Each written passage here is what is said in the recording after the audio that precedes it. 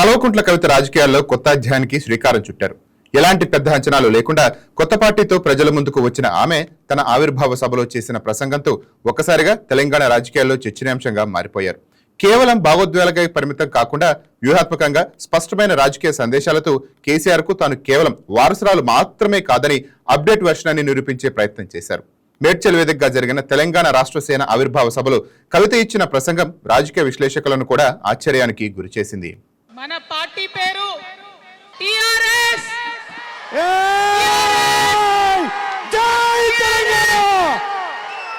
తెలంగాణ రాష్ట్ర సేన పేరుతో కొత్త రాజకీయ ప్రయాణాన్ని ప్రారంభించిన కవిత సభలో తన పార్టీ సిద్ధాంతం, లక్ష్యం, భవిష్యత్తు దిశను చాలా స్పష్టంగా ప్రజల ముందుంచారు. ముఖ్యంగా ఆమె ప్రకటించిన పాంచజన్యం పేరుతో 5 ప్రధాన హామీలు ఈ సభకు ప్రధాన ఆకర్షణగా నిలిచాయి. విద్య, వైద్యం, మహిళా సాధికారత, యువతకు ఉపాధి, రైతు సంక్షేమం. ఈ 5 అంశాల చుట్టూ ఆమె తన రాజకీయ ఎజెండాను నిర్మించారు. కవిత ఇచ్చిన ప్రధాన హామీలు విద్య, వైద్యం ఉచితం అనే అంశం ప్రజల్లో ఎక్కువ చర్చకు దారితీసింది. ప్రభుత్వ పాఠశాలలో మాత్రమే కాదు, అవసరమైతే ప్రైవేట్ పాఠశాలలో కూడా పేద పిల్లలకు ఉచిత వైద్యం అందిస్తామని ఆమె ప్రకటించారు. విద్య అనేది హక్కు కానీ వ్యాపారం కాదని స్పష్టం చేశారు. తెలంగాణలో ఏ కుటుంబం కూడా పిల్లల చదువుల కోసం అప్పులు పాలవకూడదని, విద్య కోసం ఇల్లు అమ్ముకునే పరిస్థితి రాకూడదని ఆమె అన్నారు. అలాగే వైద్యం కూడా ప్రతి ఒక్కరికి పూర్తిగా ఉచితంగా అందించాలనే లక్ష్యంతో పనిచేస్తామని చెప్పారు. ఆసుపత్రి బిల్లులు భయంతో ప్రజలు ప్రాణాలు కోల్పోవటం అన్యాయమని, ప్రభుత్వ వైద్య సేవలను బలోపేతం చేయడంతో పాటు అవసరమైతే ప్రైవేట్ ఆసుపత్రుల్లో కూడా ఉచిత చికిత్స అందించే విధానాన్ని తీసుకువస్తామని హామీ ఇచ్చారు. ఆరోగ్యం కూడా ధనికులకు మాత్రమే పరిమితం కాకూడదని ఆమె స్పష్టం చేశారు. యువత విషయంలో కూడా కవిత తీసుకున్న వైఖరి స్పష్టంగా కనిపించింది. ప్రభుత్వ ఉద్యోగాల కోసం మాత్రమే యువత ఎదురు చూడకుండా స్వయం ఉపాధి దిశగా ముందుకు వెళ్లేలా ప్రోత్సహిస్తామని చెప్పారు. 2 లక్షల నుంచి 20 కోట్ల రూపాయల వరకు పూచీకత్తు లేని రుణాలు, సాంకేతిక సహకారం, మార్కెట్ మద్దతు కల్పిస్తామని హామీ ఇచ్చారు. ప్రతి యువకుడు ఉద్యోగం అడిగేవాడిగా కాకుండా ఉద్యోగాలు ఇచ్చేవాడిగా ఎదగాలన్నదే తమ లక్ష్యమని చెప్పారు. మొట్టమొదటిది విద్య.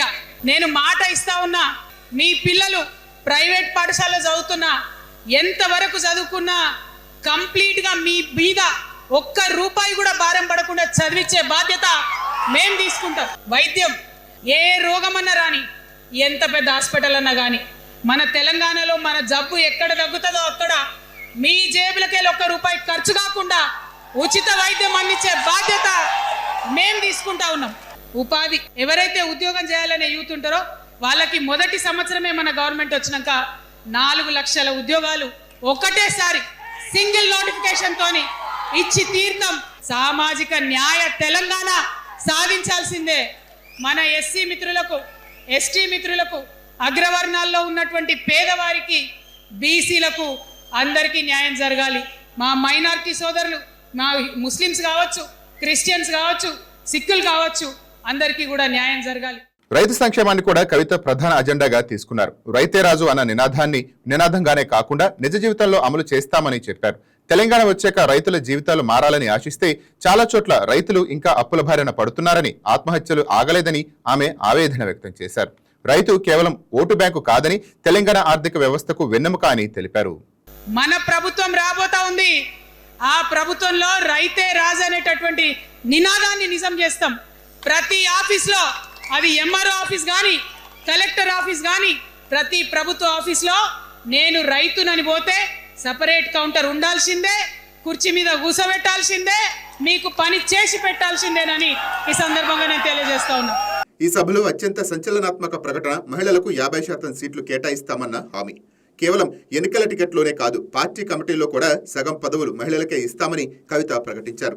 ఇది సాధారణ హామీ కాదని, రాజకీయ వ్యవస్థలో మహిళలకు నిజమైన భాగస్వామ్యం కల్పించే దిశగా తీసుకున్న నిర్ణయమని ఆమె వివరించారు. చట్టసభలో మహిళా బిల్లుకు తాను చేసిన పోరాటాన్ని గుర్తు చేస్తూ, ఇది పార్టీలు మహిళా సాధికారత గురించి మాట్లాడితే తాను ఆచరణలో చూపిస్తానని చెప్పారు. మహిళలు కేవలం ఓటర్లుగా కాకుండా నిర్ణయాధికారాలుగా ఎదగాలని ఆమె స్పష్టం చేశారు. ఈ ప్రకటనతో మహిళా ఓటర్లలో ఆమెపై ప్రత్యేక ఆసక్తి పెరిగింది. తెలంగాణ భాష, యాస, సంస్కృతి, కళల పరిరక్షణ కోసం స్వయం ప్రతిపత్తి కలిగి ప్రత్యేక బోర్డును ఏర్పాటు చేస్తామని కూడా ఆమె ప్రకటించారు. తెలంగాణ వచ్చిన తర్వాత కూడా తెలంగాణ ఆత్మను కాపాడే ప్రయత్నం సరైన స్థాయిలో జరగలేదని ఆమె విమర్శించారు. భాష, యాస, సంస్కృతి కేవలం భావోద్వేగం కాదు, అది మన అస్తిత్వమని చెప్పారు. ఏ తెలంగాణ అయితే కావాలనుకున్నామో, ఏ సామాజిక న్యాయ తెలంగాణ అయితే రావాలని అనుకుంటున్నామో, దానికోసం నడుం బిగించి కష్టపడి పని చేయాల్సిన అవసరం కూడా ఉంది. మరి వాళ్ళ పని చేయడం కోసమే తెలంగాణ రాష్ట్ర సేన ఇవాళ తెలంగాణ ప్రజల ముందుకు వచ్చింది. తన ప్రసంగం మొత్తం బీఆర్ఎస్ పార్టీపై తీవ్రమైన విమర్శలకు ప్రాధాన్యత ఇచ్చారు. ముఖ్యంగా తన తండ్రి కేసీఆర్, ఆయన నాయకత్వంలోని బీఆర్ఎస్ పై ఆమె చేసిన కామెంట్స్ రాజకీయంగా అత్యంత ప్రాధాన్యత సంతరించుకున్నాయి. తాను కేవలం కొత్త పార్టీ పెట్టిన నాయకురాలు కాదని, బీఆర్ఎస్ కు ప్రత్యామ్నాయంగా రావాల్సిన అవసరం ఎందుకు వచ్చిందో వివరించడానికి ఎక్కువ సమయం కేటాయించారు. తెలంగాణ ఉద్యమ రథం దారి తప్పింది, సామాజిక రథచక్రం విరిగి మొక్కలైందంటూ ఆమె చేసిన వ్యాఖ్యలు సభలో ప్రత్యేకంగా నిలిచాయి. తెలంగాణ కోసం జరిగిన ఉద్యమం ప్రజల కోసం ఉండాల్సింది కానీ అది కొంతమంది ప్రయోజనాల కోసం మళ్లిపోయిందని ఆమె అన్నారు. గత 10 ఏళ్ల పాలనలో జరిగిన కొన్ని పరిణామాలకు తాను కూడా ఆ కుటుంబంలో భాగమైనందుకు బహిరంగంగా క్షమాపణలు కోరటం సభలో కీలక ఘట్టంగా మారింది. రాజకీయాల్లో ఎలాంటి అంగీకారాలు అరుదుగా కనిపిస్తాయని విశ్లేషకులు అభిప్రాయపడుతున్నారు. తెలంగాణ వస్తే బానిస సంఖ్యలు పోతాయని భావిస్తే రైతులకు కొత్త సంఖ్యలు పట్టం, దళితులపై దాడులు జరగటం తనను తీవ్రంగా కలిచివేసిందని ఆమె అన్నారు. ఇక బీఆర్ఎస్ పాలనలో వ్యక్తిగత స్వేచ్ఛ హరించుకుపోయిందని, ఫోన్ ట్యాపింగ్ వంటి చర్యల వల్ల ప్రజలు నిఘానిడలో జీవించాల్సి వచ్చిందని ఆమె మండిపడ్డారు. ప్రజాస్వామ్య విలువలు కాపాడాల్సిన ప్రభుత్వం ప్రజలపై అనుమానంతో వ్యవహరించిందని విమర్శించారు. ఆనాడు పరిపాలించిన కుటుంబంలో ఒక భాగమైనందుకు కొన్ని విషయాలకు నేను సిగ్గుపడతా ఉన్నాను. తెలంగాణ ప్రజల్ని క్షమించమని కూడా కోరుతా ఉన్నాను. మనం కలలుగన్న తెలంగాణ ఇది కాదంటూ కవిత చేసిన వ్యాఖ్య సభలో అత్యంత భావోద్వేగ క్షణంగా మారింది. కేసీఆర్ సారథ్యంలో ప్రభుత్వం ప్రజల కోసం కాకుండా స్వార్థ ప్రయోజనాల కోసం పనిచేసిందని ఆమె నేరుగా విమర్శించారు. అప్పుడున్న కేసీఆర్ వేరు, ఇప్పుడున్న కేసీఆర్ వేరు, ఇప్పుడు ఆయన కేవలం ఒక మరమనిషిలా మారిపోయారు అన్న కామెంట్ రాజకీయంగా పెద్ద ప్రకంపనలు సృష్టించింది. పార్టీని నమ్ముకున్న తనలాంటి వారిని అవినీతి పేరుతో పక్కకు పెట్టి పార్టీని దోచుకునే పందికొక్కలను కేసీఆర్ నెత్తిన పెట్టుకున్నారని ఆమె తీవ్రస్థాయిలో ధ్వజమెత్తారు. ఈ వ్యాఖ్యలతో బీఆర్ఎస్ తో తన సంబంధాలు పూర్తిగా ముగింపు పలికినట్టయింది. నేను కూడా బీఆర్ఎస్ అప్పుడున్న టీఆర్ఎస్కి నేను కూడా నా రక్తాన్ని, నా చెమటని, నా సమయాన్ని కుటుంబంతో పిల్లలతో గడపాల్సిన టైంలో టీఆర్ఎస్ పార్టీ బలోపేతానికి పనిచేసిన వ్యక్తినే నేను కూడా. ఆనాటి కేసీఆర్ వేరు, ఇప్పటి కేసీఆర్ వేరు. ఆనాటి కేసీఆర్కి తెలంగాణలో చేనేత కార్మికులు చచ్చిపోతుంటే భిక్షాటన చేసిన కేసీఆర్ ఆనాటి కేసీఆర్. ఇయాలటి కేసీఆర్ మారిన మనిషి, మనిషి, మన మనిషి కాదు. ఏమైంది ఇయాలటి కేసీఆర్కి? హైడ్రాల ఇల్లు కూలిపోతుంటే అరుస్తున్నారు, అన్నా ఎక్కడున్నావు రా, వచ్చిండ్రా? రాలే. వెలుగుమట్ల ఇల్లు కూలితే వచ్చిండ్రా? రైతులకు వర్ష బీభత్సమయ్యి మొత్తం పొలాలు మునిగిపోతే వచ్చిండ్రా? చేవెళ్ళ దగ్గర బస్ యాక్సిడెంట్ అయితే వచ్చిండ్రా? ఎక్కడ చిన్న కష్టం వచ్చిన ప్రజలకు ఆ సారు రారు, ఆ సారు రారు. ఎందుకంటే ఆయన మారిన మనిషి, మనిషి, గుంటనెక్కల తోడేళ్ల చేతిలో ఖైదీ అయినటువంటి మనిషి, మన మనిషి కాదు. తన ప్రసంగంలో కాంగ్రెస్ ప్రభుత్వం, ముఖ్యంగా సీఎం రేవంత్ రెడ్డిపై కూడా కవిత తీవ్ర విమర్శలు చేశారు. రేవంత్ రెడ్డిని కర్కోటెడ్గా అభివర్ణిస్తూ అలా అనకూడదని తెలిసినా పరిస్థితులు అలానే ఉన్నాయని వ్యాఖ్యానించారు. ఈ కామెంట్ రాజకీయంగా పెద్ద చర్చకు దారితీసింది. రేవంత్ పాలనలో తెలంగాణ ఆత్మగౌరవం ఢిల్లీ విధుల్లో తాకట్టు పడిందని ఆమె విమర్శించారు. కాంగ్రెస్ ప్రభుత్వం ప్రకటించిన 6 గ్యారంటీలు కేవలం అబద్ధాల పునాదులపై నిర్మించబడ్డాయని, అధికారంలోకి వచ్చిన తర్వాత ప్రజలను పూర్తిగా విస్మరించిందని మండిపడ్డారు. ప్రజల సమస్యలు పరిష్కరించాల్సిన ప్రభుత్వం ప్రతిపక్షాలపై కక్ష సాధింపు చర్యలకే ప్రాధాన్యత ఇస్తోందని ఆమె ఆరోపించారు. అభివృద్ధి పేరుతో ప్రజలపై అదనపు భారాలు వేస్తూ పాలనలో పారదర్శకత లేకుండా వ్యవహరిస్తోందని ధ్వజమెత్తారు. బీజేపీ చేతులు రేవంత్ రెడ్డి కీలుబొమ్మగా మారిపోయారని అన్నారు. ఆయన నాయకత్వంలో తెలంగాణ ప్రయోజనాలు దెబ్బతింటున్నాయని కూడా ఆమె తీవ్రంగా విమర్శించారు. దీంతో కవిత తన పార్టీకి కేవలం బీఆర్ఎస్ కు ప్రత్యామ్నాయంగా మాత్రమే కాకుండా కాంగ్రెస్ కు కూడా ప్రత్యామ్నాయంగా ప్రజల ముందుంచే ప్రయత్నం చేస్తున్నట్టు స్పష్టమైంది. ఒక కర్కోటకుడి పాలన నడుస్తుంది అలా తెలంగాణలో. ఇబ్బంది పడుతున్నారు ప్రజలు, గోసపడుతున్నారు, ఏడుస్తున్నారు. బాధ అనిపిస్తుంది ఒక పొలిటికల్ లీడర్ని కర్కోటకుడు అనాలంటే. కానీ అనక తప్పని పరిస్థితి. అన్ని పర్మిషన్స్ ఉన్నాయి. అర్ధరాత్రి పోయి ఇల్లు కూలగొడితే ఒక నిండు గర్భిణి టెన్షన్తోని ఆ తండ్రి ఏడ్చిన ఏడ్పులు, ఆ తండ్రి రోదన ఇంకా కూడా ఈ చెవులకు వినబడుతుంది. కాబట్టి ఇప్పుడున్న సీఎంని కర్కోటకుడనే అంట, హిట్లర్ అనే అంట. 2 నెలల చిన్న పాప పసికందు కుమ్మెర గ్రామంలో చచ్చిపోతే ఇప్పటి వరకు కూడా కేసు పెడతలేరు. అందుకే అంటున్నా కర్కోటకుడైనటువంటి సీఎం పరిపాలనలో ఉన్నాం. ఏదైతే గురుకులాలు ఉన్నాయో వాటిలో విషం పెట్టి పిల్లల్ని చంపుతా ఉన్నారు. అయినా సరే విద్యాశాఖ మంత్రిగా ఉన్న సీఎం మాట్లాడతలేడు. అందుకే కర్కోటకుడు అంటా ఉన్నాం, అందుకే హిట్లర్ అంటా ఉన్నాం. పిడికిలి బిగించి ఇప్పుడున్నటువంటి రాక్షస కాంగ్రెస్ పైన ఖచ్చితంగా కొట్లాడతాం. ప్రసంగం చివరిలో కవిత అత్యంత భావోద్వేగ పూరితమైన సందేశాన్ని ఇచ్చారు.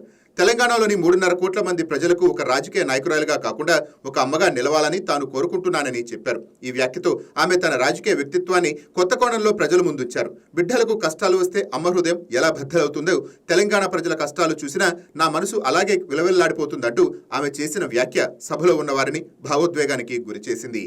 పాలనలో అమ్మతలం ఉన్నప్పుడే ప్రజల కష్టాలు తీరుతాయని, రాష్ట్రం నిజమైన అభివృద్ధి దిశగా పయనిస్తుందని ఆమె చెప్పారు. గతంలో తాము ప్రాతినిధ్యం వహించిన బీఆర్ఎస్ పార్టీ తన ప్రాథమిక లక్ష్యాన్ని విస్మరించి తెలంగాణ ఆత్మను కోల్పోయిందని, ఆ లోటును పూడ్చేందుకే ప్రజలకు అండగా నిలిచేందుకు తెలంగాణ రాష్ట్ర సేన ఆవిర్భవించిందని ఆమె స్పష్టం చేశారు. ఒక తల్లి లాంటి ప్రేమతో, పోరాట పటిమతో రాష్ట్రాన్ని కాపాడుకుంటానని హామీ ఇచ్చారు. నేను తెలంగాణ ప్రజలందరికీ చేతులు జోడించి నమస్కరించి ఒక మాట చెప్తున్నా, హార్ట్ఫుల్గా చెప్తున్నా, నా హృదయాంతరాల నుంచి ఒక మాట చెప్తా ఉన్నా. నేను తెలంగాణలో ఉన్న 3.5 కోట్ల మంది తెలంగాణ బిడ్డలందరికీ ఒక అమ్మగా పరిణితి చెందాలనుకుంటున్నా.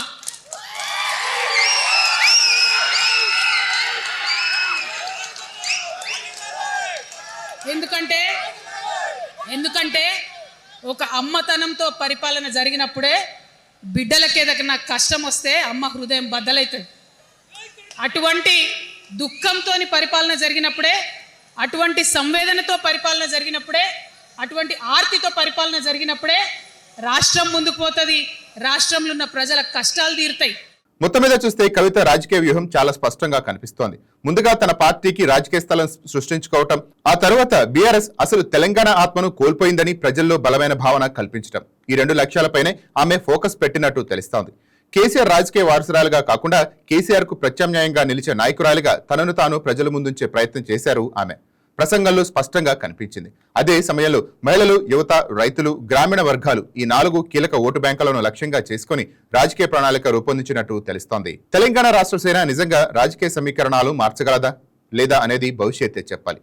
కానీ ఆవిర్భావ సభతోనే కవిత తెలంగాణ రాజకీయాల్లో తన ఉనికిని గట్టిగా వినిపించారు. ముఖ్యంగా బీఆర్ఎస్ కు ఆమె ఇప్పుడు పెద్ద సవాల్గా మారటం ఖాయంగా కనిపిస్తోంది. ఎందుకంటే కవిత కేవలం కేసీఆర్ కుమార్తె కాదు, కేసీఆర్ రాజకీయ శైలిని నేర్చుకుని దానికి కాలానికి తగ్గ అప్డేట్ జోడించి ప్రజల ముందుకు వచ్చిన నాయకురాలు. అందుకే ఇప్పుడు తెలంగాణ రాజకీయాల్లో ఒక కొత్త చర్చ మొదలైంది. మరి కవిత నిజంగా కేసీఆర్ కు అప్డేట్ వర్షన్ గా మారగలదా?